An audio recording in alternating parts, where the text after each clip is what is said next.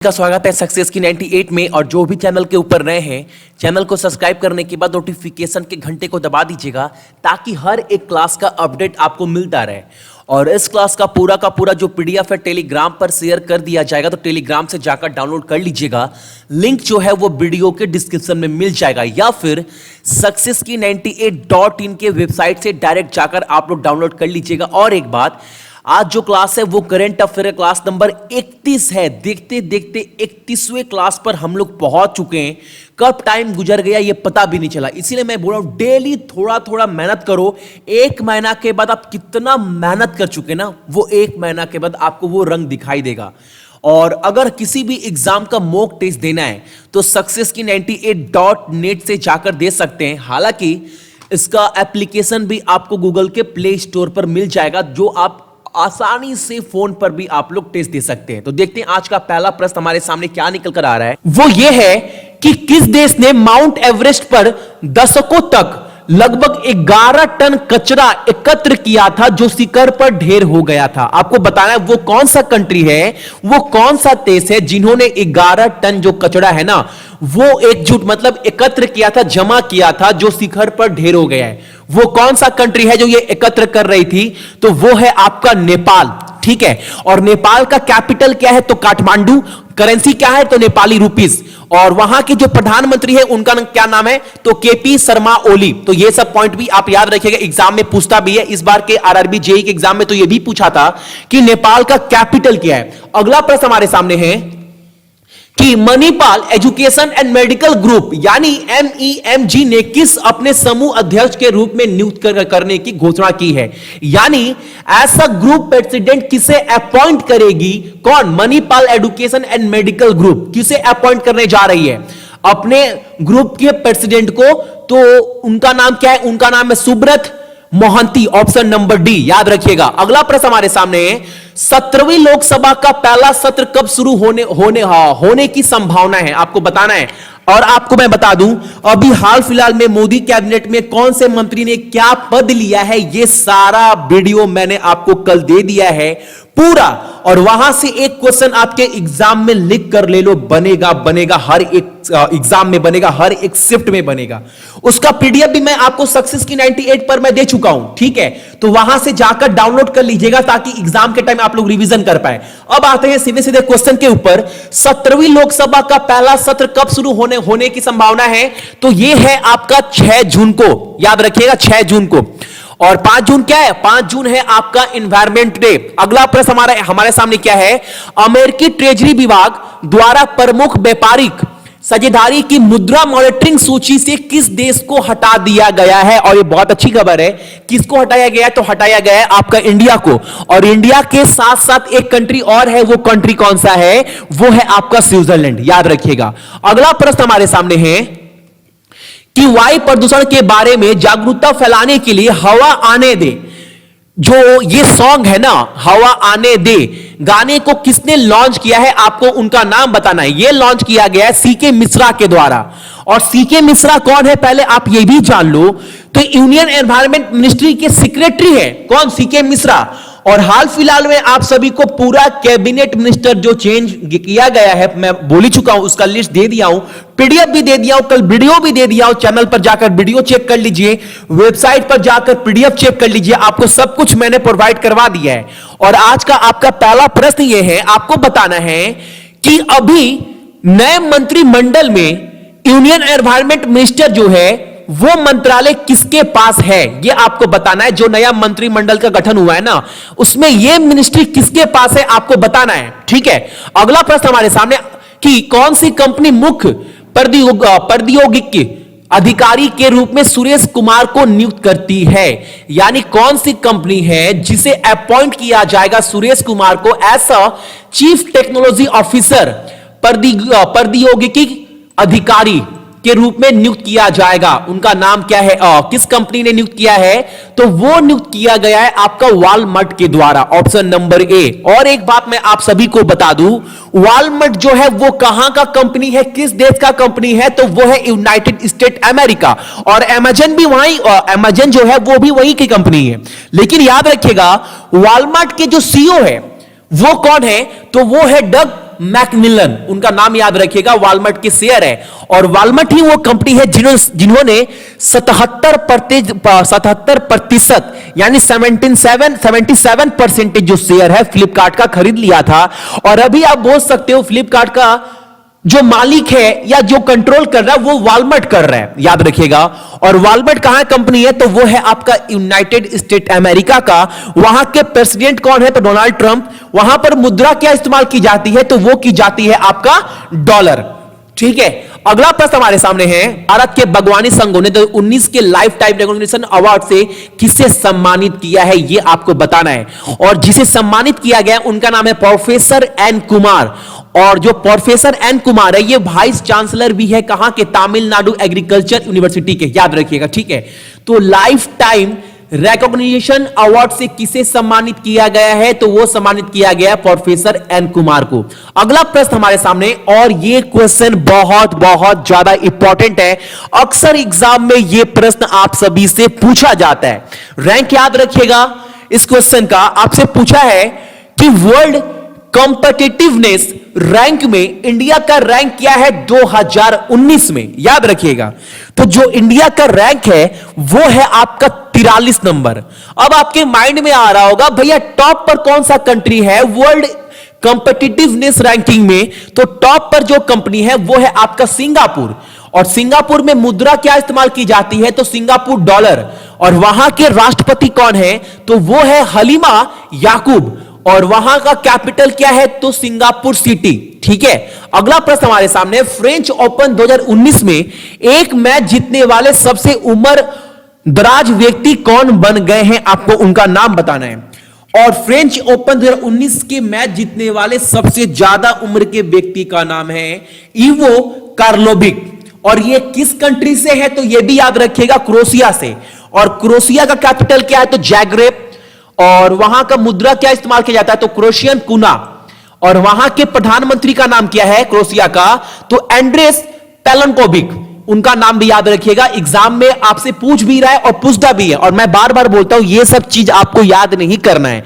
अगर आप डेली सुबह 4:30 बजे वाला करंट अफेयर सक्सेस की 98 का फॉलो कर रहे हैं तो ये सब चीज आपके दिमाग में बैठ जाएगा। ठीक है, चलो अगला प्रश्न है, पुरुषों के क्रिकेट विश्व कप 2019 को मनाने के लिए आईसीसी द्वारा इनमें से कौन सा अभियान शुरू किया गया है? यानी एक इनिशिएटिव या बोल सकते हो अभियान शुरू किया गया है आईसीसी के द्वारा, जिसमें क्या है ना, उस अभियान का नाम बताना है। तो पहले आप अभियान का नाम जान लो क्या है। अभियान का जो नाम है वो है क्रियो, ऑप्शन नंबर डी। अब ये अभियान है क्या, ये इनिशिएटिव है क्या? इसके अंदर क्या है, पूरे विश्व भर में 460 मिलियन लोग जो है वो क्रिकेट खेलते हैं, ये बोला गया है।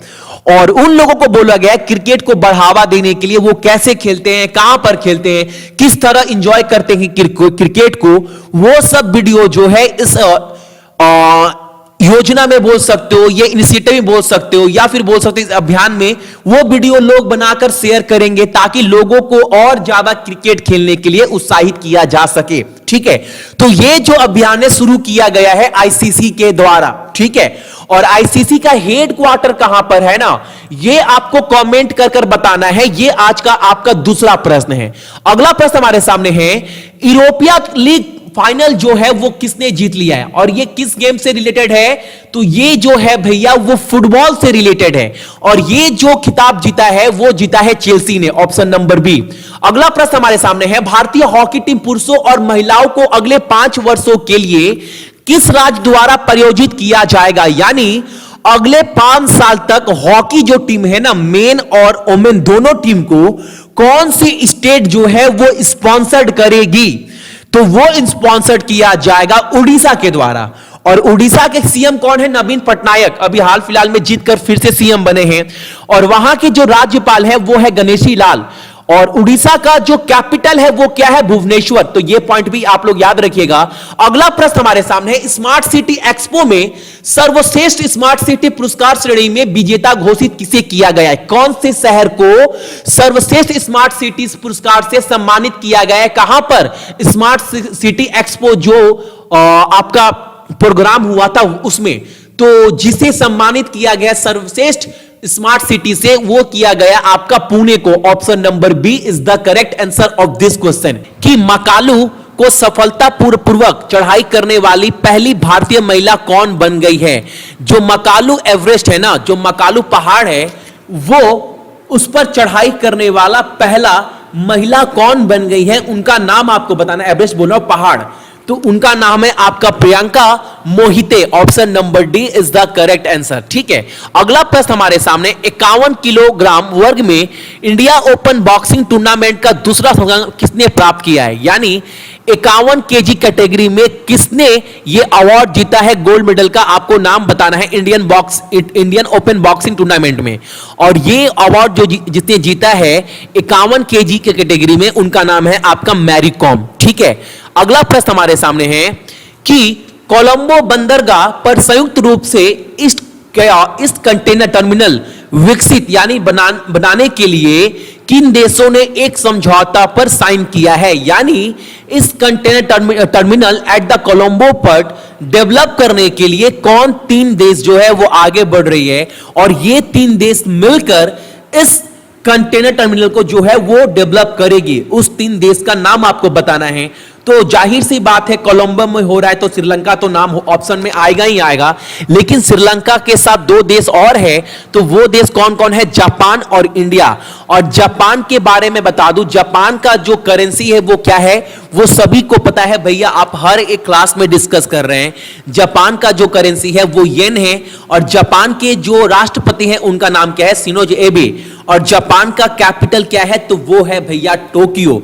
ये आप सभी को पता होना चाहिए। ठीक है, और आज का आपका पहला प्रश्न ये है, श्रीलंका का कैपिटल राजधानी, श्रीलंका के प्रधानमंत्री, ये दो चीज आपको कमेंट कर कमेंट बॉक्स में बताना है। ठीक है, ये आपका आज का पहला प्रश्न है। अगला प्रश्न हमारे सामने क्या निकल कर आ रहा है, देख, ओरामा मिशन, ये जो ओरामा मिशन 2019 लॉन्च किया गया है, ये किस राज्य के द्वारा लॉन्च किया गया है। ये ओरामा मिशन क्या है पहले वो जान लो। किसान की आजीविका की स्थिति को मजबूत करने और राज्य में रोजगार के अवसर पैदा करने की उम्मीद है। यानी ये जो मिशन लॉन्च किया गया है, ये लॉन्च इसलिए सोचा किया गया है ताकि किसान की आजीविका जो स्थिति है उसको अच्छा किया जा सके, और उस राज्य में रोजगार के जो अवसर है उसको भी बढ़ावा मिल सके। तो ये मिशन जो है ओरामा मिशन, ये किस राज्य सरकार के द्वारा लॉन्च किया गया है, तो ये लॉन्च किया गया है आपका मेघालय राज्य सरकार के द्वारा। ठीक है, कि कौन सा राज्य भारत का पहला ब्लॉकचेन जिला बनने जा रहा है, आपको बताना है, या बन गया है भी है बोल सकते हो। वो राज्य कौन सा है, तो वो राज्य आपका तेलंगाना है। और ये ब्लॉकचेन डिस्ट्रिक्ट है क्या भैया, थोड़ा इसके बारे में बता दीजिए। तो मैं बता दूं, इसके तहत क्या होगा ना, हर एक ब्लॉक जो है वो एक दूसरे कड़ी से जुड़ा रहेगा, यानी एक दूसरे से कनेक्ट रहेगा, जिसके द्वारा पब्लिक को जो है वो सही इंफॉर्मेशन मिल पाए। और ये जो डील है वो किसके द्वारा जो है वो न्यूज जो है पूरा सच्चाई है वो पब्लिक तक पहुंचेगा। तो ये पूरा इंफॉर्मेशन है ना, इसमें साथ देगा टेक महिंद्रा। यानी टेक महिंद्रा जो है वो राज्य सरकार तेलंगाना के साथ ये जो डील साइन हुआ है, और टेक महिंद्रा जो है वो पूरा इंफॉर्मेशन जो है वो ट्रांसफर करेगा पब्लिक तक बिल्कुल सही। अप्रैल 2019 के लिए ओकला के स्पीड टेस्ट ग्लोबल इंडेक्स के अनुसार मोबाइल इंटरनेट की गति के मामले में भारत का जो रैंक है वो क्या है, ये आपको बताना है अप्रैल 2019 में। तो जो इंडिया का रैंक है वो है 121। और ये जो ओकला स्पीड टेस्ट है ना, आपने देखा होगा टीवी में एयरटेल का जो प्रचार आता है उसमें बोलता है ओकला स्पीड टेस्ट के अनुसार। ये जो ओकला कंपनी है वो स्पीड टेस्ट करता है किसी भी इंटरनेट का कि उसका स्पीड है कितना। ठीक है, उसके अनुसार जो है इंडिया का जो रैंक है स्पीड के मामले में वो 121 है पूरे देश में। ठीक है, जितने भी देश है। और आपके माइंड में आ रहा होगा भैया टॉप पर कौन सा कंट्री है, तो टॉप पर है आपका नॉर्वे। कौन सा कंपनी टॉप पर है, तो वो नॉर्वे है।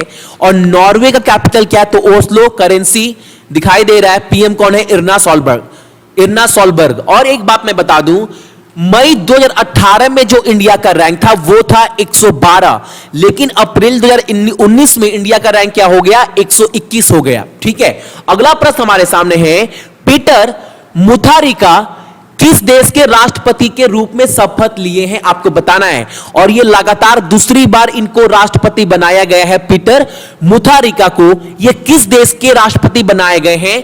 तो ये बनाए गए हैं आपका मालवी देश का, ठीक है। और मालवी का कैपिटल क्या है? तो सभी को पता है, बहुत जन को मैं डेली करंट अफेयर में डिस्कस करता ही हूं। तो वहां का राजधानी है आपका लिलोंगवे, ठीक है। और वहां पर जो मुद्रा इस्तेमाल की जाती है वो की जाती है मालावियन कवाचा।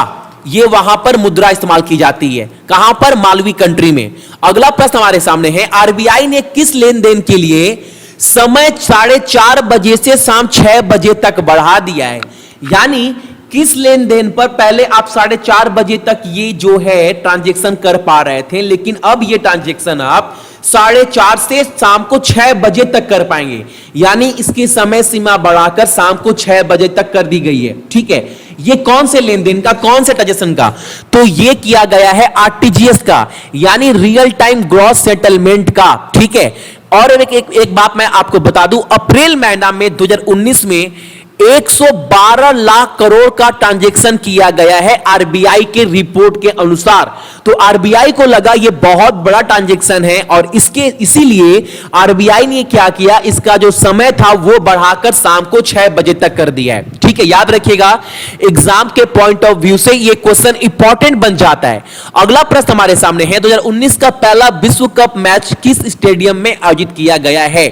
और आपको पता है कल पहला मैच खेला गया था इंग्लैंड और साउथ अफ्रीका के खिलाफ, जो लंदन में हो रहा है। और किस माठ में, किस ग्राउंड में हो रहा है, किस फील्ड में हो रहा है? तो याद रखिएगा ये हो रहा है आपका ओवल में, ठीक है, ओवल में हुआ था। और ये मैच किसने जीता था? तो आप ये भी याद रखिएगा, पहला जो मैच है विश्व कप का वो जीता था इंग्लैंड ने साउथ अफ्रीका को हराकर, ठीक है। ये भी आपको याद रखना है। अगला प्रश्न हमारे सामने है, किस दिग्गज क्रिकेटर ने विश्व कप 2019 के शुरुआती मैच में कमेंटेटर के रूप में अपनी शुरुआत की है? तो इसका आंसर क्या है? सचिन तेंदुलकर। अगर आपने थोड़ा भी मैच देखा होगा तो आपने देखा होगा कि सचिन के साथ 2 और बेहतरीन इंडिया के प्लेयर भी कमेंटेटर कर रहे थे। कौन कौन? वीरेंद्र सहवाग और सौरव गांगुली और सचिन तेंदुलकर। तो अगर किसने शुरुआत की है ऐसा कमेंटेटर आपको बताना है, अगर पूछ दिया जाए तो उनका नाम क्या है? सचिन तेंदुलकर, ठीक है। अगला प्रश्न हमारे सामने है, किस राष्ट्रीय राजनीतिक दल ने 1 महीने के लिए टीवी बहस, यानी जो टीवी पर डिबेट चलता है अलग अलग न्यूज चैनल पर, उसमें अपने प्रवक्ता को नहीं भेजने का फैसला किया है 1 महीने तक? वो कौन सी पार्टी ने फैसला किया है? तो यह फैसला किया गया है कांग्रेस के द्वारा। और इनका कहना है कि टीवी पर बस हिंदू मुस्लिम मंदिर मस्जिद को लेकर ही बस डिबेट किया जाता है। अगर आप टीवी ओपन कर लेंगे तो यही सब आपको डिबेट मिलेगा, कोई मुद्दे रोजगार वगैरह पर डिबेट करता ही नहीं है। यह तथ्य को देते हुए कांग्रेस ने क्या बोला है कि अब जब बात होगा तो मुद्दे पर बात होगा, कोई हिंदू मुस्लिम धर्म के नाम पर बात नहीं होगा। इसीलिए इन्होंने क्या किया है, अपने प्रवक्ता को 1 महीने के लिए टीवी पर डिबेट करने से मना कर दिया है, ठीक है। अगला प्रश्न हमारे सामने है, व्हाट्सएप के माध्यम से म्यूचुअल फंड लेन देन करने के निम्नलिखित फंड हाउसेस में से किसने भारत में अपनी पहली पहल शुरू की है? यानी अब म्यूचुअल फंड का ट्रांजैक्शन भी जो है वो व्हाट्सएप के जरिए किया जाएगा। वो पहला कंपनी कौन बन गया है, उस कंपनी का नाम आपको बताना है। तो वो कंपनी बन गई है मोतीलाल ओसवाल एएमसी कंपनी, जो पहली कंपनी है जो म्यूचुअल फंड जो है वो व्हाट्सएप के जरिए भी करेगी।